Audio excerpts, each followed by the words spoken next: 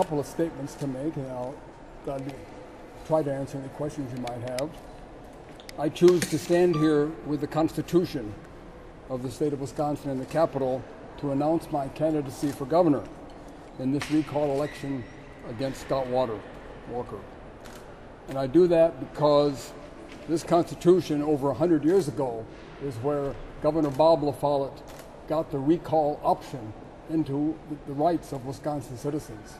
And it's that option for recall that allows me to be here today and allows all the people of Wisconsin to have the option to get us a new governor. You know, I love our state, and I love the people who call it home. I love the lakes and the streams, the ridges and the valleys. But most importantly, I love and I believe in our values and our traditions. I'm running because I will not stand idle while everything we hold dear is torn down. In the past 13 months, Walker's done damage to Wisconsin in many ways. Most of all, he has divided us in no way that we could have imagined. He has pitted business owners against employees, parents against teachers, and neighbor against neighbor. There's been far too much hostility and focus on how we can be divided rather than how we can focus on respecting each other and respect work in Wisconsin, respect our environment, and move forward. As governor, I would listen to and respect all the people of Wisconsin. As governor, respect for all the people of Wisconsin will be my leading principle as I set my priorities. I believe that respect for business owners, all working people, parents, educators, city and town leaders, and all Wisconsinites is the best way to grow our economy, invest in our children, and bring civility and respect back to our state.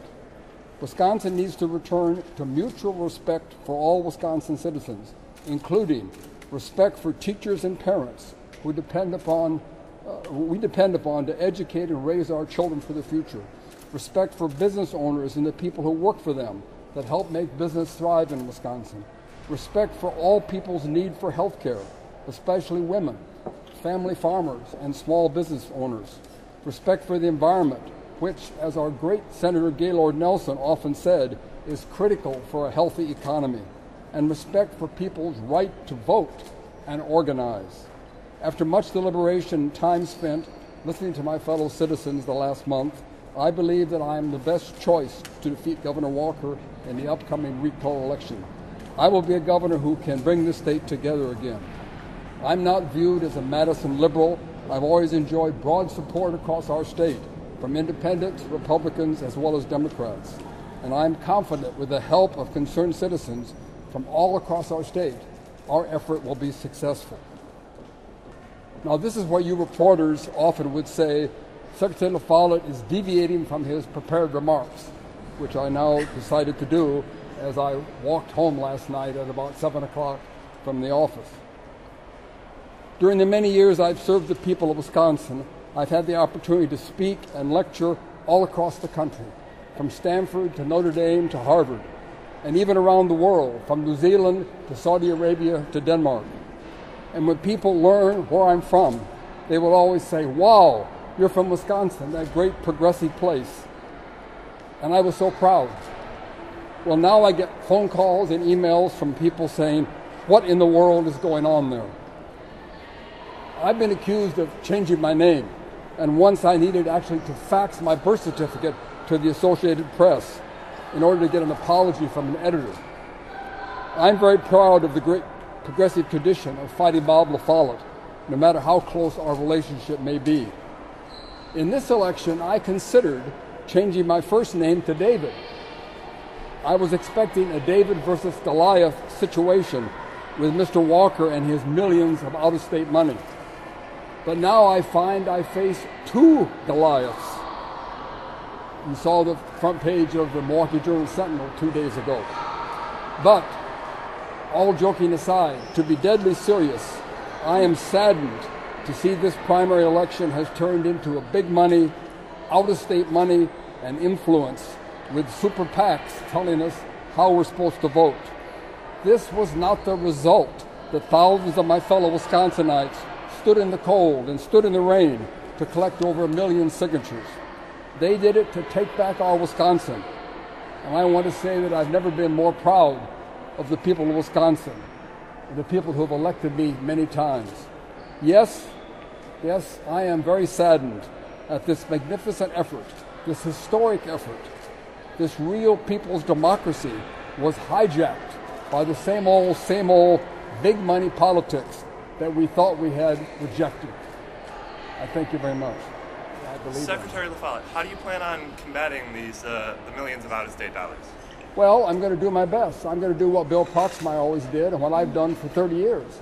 I'm going to talk to people. I'm going to travel around. I'm going to use the new social media. You know, I can't get to shaking all the hands. I used to spend 2 hours in every city and shake hands. I can't do that in this short election. But I can shake a lot of hands on Facebook, and I can ask my friends on Facebook and your friends on Facebook and their friends to shake hands. And that together is how I plan to beat Walker, and now is how I plan to win the primary with your help. I was walking home last night. I do walk to work and back every day, about 1 mile, and I really enjoy that. And I got thinking, the more I thought about it, I said, you know, this is not what we did. I mean, we didn't believe in this approach. We believed in people. That's why thousands of you stood in the streets and on the parking lots in the cold and collected 1 million names. You didn't do that so some super PAC from out of state could bring millions of dollars into this election. That wasn't what we planned. Doug, did you sign the recall petition? I did. I signed it the first day on the way to work, right in front of Miss Forward. For Democrats who really want to defeat Governor Walker, why are you a better candidate than Walker Barrett? Well, except for the super PAC money supporting my opponent, I'm the better candidate because I've got a statewide base of independent and Republican and Democratic people who have elected me time and time. If you remember when Governor Thompson got elected 4 times in a row, I was elected those same 4 times with good majorities. And when Mr. Walker won just recently, and our good friend Russ Feingold was defeated, I was elected. So I've got a strong record of being elected by people of Wisconsin of all stripes. And without the big money influencing it, I think I can win this election based on that and my maturity, my reputation. You know, I've got nothing to prove. I'll be a governor who really listens and really works on solving these problems, working with people down at the Follette Institute on our universities and our campuses, trying to find out what we can really do to get Wisconsin moving forward. The problems are going to be difficult.